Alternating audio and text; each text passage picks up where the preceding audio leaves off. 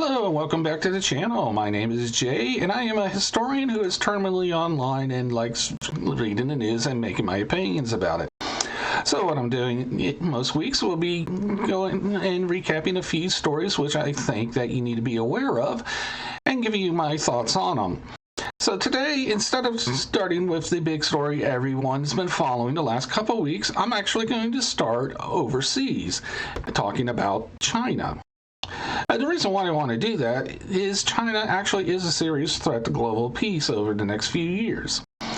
Because what has gone on since the 1980s is China has been building up its forces, especially its amphibious fleet, for future operations against Taiwan. China, especially since Xi Jinping has come to power, has been building up its military force for assault to reclaim China.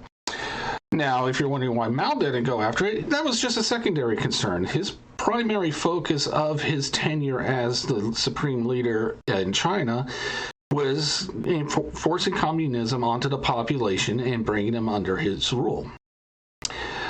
Now, while not a global force, the People's Liberation Army Navy, PLAN, is almost equipped for an assault on Taiwan. They have most of the vessels they need. They're just shoring up and trying to get another aircraft carrier or two and getting a few more amphibious assault craft and figuring out their logistics training and figuring out to get all the supplies to the troops that would be landing in Taiwan. Also, something to keep in mind is China has territorial claims in the South China Sea. So this is something called the 9-dash line, and it is outlined in green on this map. China claims the majority of the South China Sea as their traditional territory. The 9-dash line is a clear violation of the United Nations Convention on the Laws of the Sea, or UNCLOS, which China is a party to. And the United States, interestingly enough, while they have signed that treaty, they're not a party, as it has yet to be ratified by the United States Senate. Reason why China is in violation of UNCLOS with the 9-dash line is that they are claiming 90% of the South China Sea, and their claims overlap the exclusive economic zones of Vietnam, Malaysia, and the Philippines, just to name a few. So this should be viewed closely by everyone, as it is the most likely region to start a major war with several world powers involved. China on one side, and then the Association of Southeast Asian Nations, ASEAN, and their allies on the other.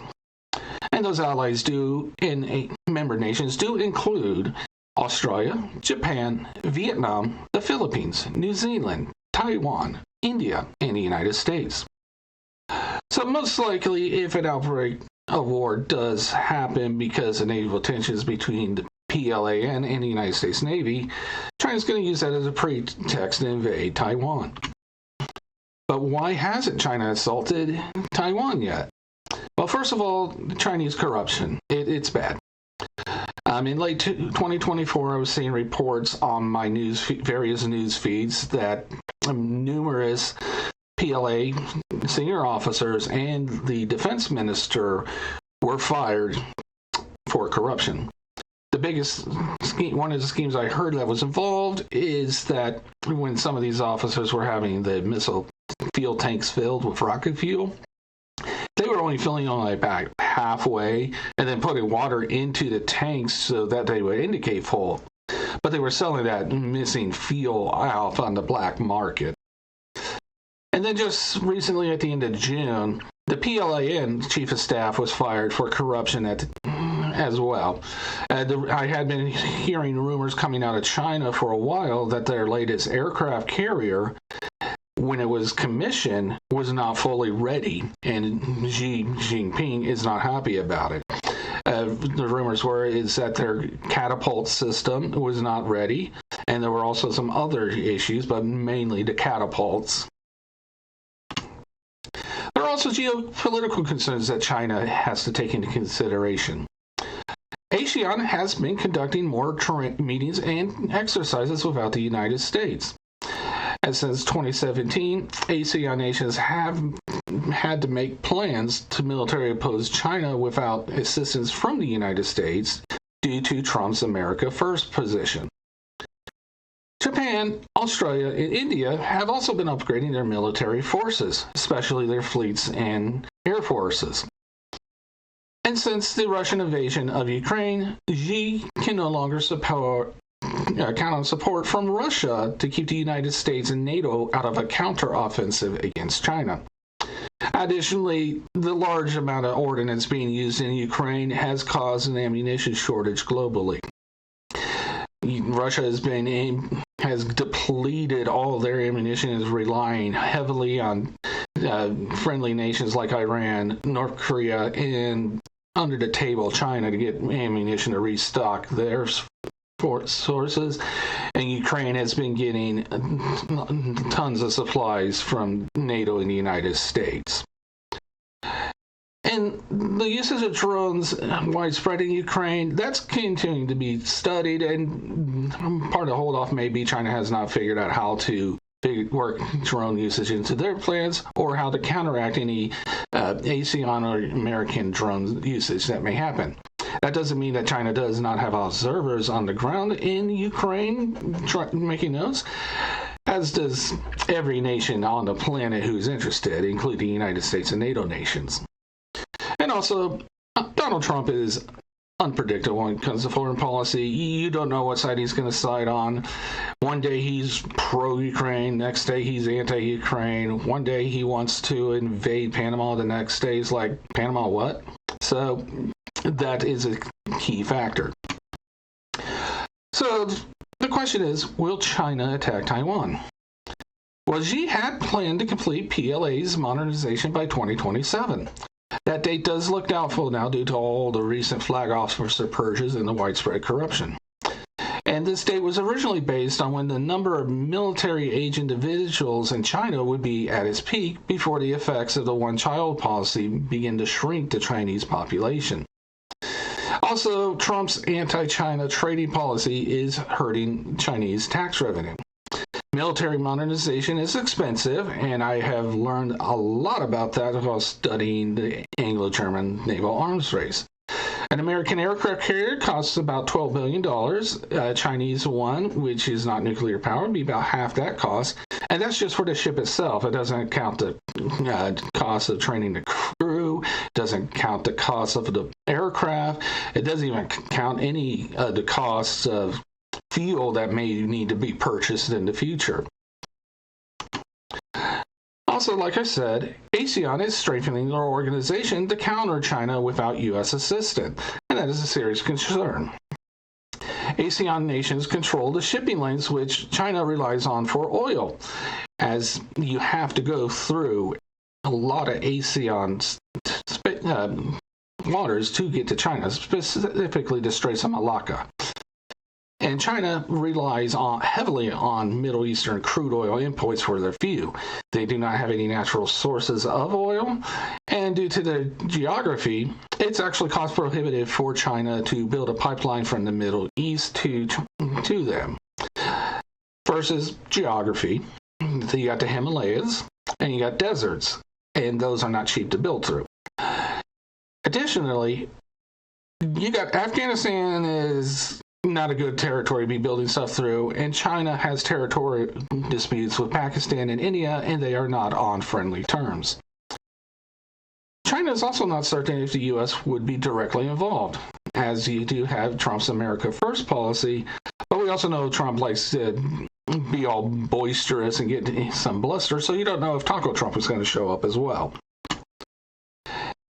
And unless there's a naval confrontation in the South China Sea, I expect Xi will try to attack Taiwan in 2028. This gives the PLA extra time to finish its modernization and finish its anti-corruption efforts. China will take advantage of U.S. elections to force the United States to sit on the sidelines. Of the most likely presidential candidates, a lot of them are reluctant to enter another war, especially since two of the potential candidates with J.D. Vance and Pete Buttigieg are Afghan veterans, and they have both indicated that they are hesitant to enter the United States into another war. Another thing that we do need to take into consideration is that there's Olympic Games here in 2028. When Putin did his last two assaults onto Ukraine, he used the Olympics to cover his final buildup as the world was distracted by trying to see how many gold medals they were going to get and ignore what Putin was doing. So I expect Xi to use that tactic as well. Now, the next question, will the U.S. aid Taiwan? And that really just comes down to who the U.S. president is. If Donald Trump is still president, in 2028, he's a wild card. So if the U.S. is directly attacked, the United States is going to war. That's a definite. If it looks like J.D. Vance will lose the 2028 election, then I expect Donald Trump wanting to just throw a fit and leave a massive headache for whoever comes in after him will definitely go to war. If it looks like J.D. Vance will win the 2028 election, then I actually have doubts, as I don't think that Trump will want to leave his successor having to finish out a war. Now, all the other possible scenarios are a toss-up at this time because Trump is Trump and unpredictable. Now, there is also a scenario where J.D. Vance could become the president before the 2028 election. And this is because it's becoming clearer and clearer that Donald Trump's mental and physical health, as long with the fallout from the Jeffrey Epstein scandal, may force him to resign or he be removed by his cabinet through the provisions of the 25th Amendment. In this situation, Vance is president. If the United States is attacked, then he will definitely go to war. At this stage, all other scenarios are so uncertain, it's hard to speculate. Anyway, on to some other news. I hate this. Why does the White House need to build a ballroom? What's wrong with the East Room? Why do you need 650 people at a state dinner? It's stupid. The White House has served well for over 200 years with its size, and no head of state or head of government has ever complained about the facilities. And also, it just looks gaudy. I know on the outside, architecturally, they are trying to blend it, but you look in the inside, who needs that much gold? Why? It's just horrible. And now, allegedly, this is not going to be paid for by the taxpayer. It's going to be paid for by donors, which I see as being an avenue for corruption and bribes from other Mideast countries that do want to try to get Trump's ear. But that's all I'm going to say on that. I hope it doesn't go through. And if it does get constructed, I hope whoever the next president is has some taste and just remove all the gold. Now the story everyone wants to talk about. The continuing fallout from the Jeffrey Epstein scandal. So as of this morning, Sunday, August the 3rd, there's still no pardon for Ghislaine Maxwell, although I still think that's going to happen. The Supreme Court has said they're not going to decide on whether to grant certiorari until late September, early October on her appeal. But if Maxwell gets the pardon that almost everyone thinks is going to come, then that appeal becomes a moot point. In the meantime, Maxwell has been moved to a federal correctional facility in Bryan, Texas, which is basically club fed. It's a very low security prison. It's one where all the celebrities go to, and she's basically living in a dormitory. Of course, we also have to talk about the Freudian slip heard around the world. Trump claimed that the reason why he cut off his relationship with Jeffrey Epstein is because he kept stealing his staff from Mar-a-Lago, which includes the late Virginia Giuffre. Now, there's an issue with that, especially with Giuffre being directly mentioned as one of the individuals. Giuffre was recruited and trafficked by Epstein in the early 2000s. Trump and Epstein didn't break off their relationship until around 2005, so that there's something going on. The president again is not being 100% truthful. Also, as I was getting ready for this, I was thinking, we haven't heard from Melania. What does Melania know? We know she was on the Epstein plane. She probably even went to the island. Definitely went to the mansion. Definitely knew about what was going on in Mar-a-Lago. This is the big question that no one's asking, and I think it needs to be addressed. And finally, on a happier note, the Panama playlist. So it actually is worth looking at, and I do have it pulled up on a web browser, which I'm going to get added in. It's interesting. It definitely shows how creative or diverse everyone's musical tastes are, and it's not a bad thing. We have a very diverse musical background here in the United States, and our history is very diverse musically. And I also like that they have been folks from both sides of the aisle on these listings, and you can see everyone's got diverse tastes. It seemed like almost everyone had classic rock, almost everyone had some hip hop. There's a lot of indie, and boy bands were there. And it's just really fascinating to see this.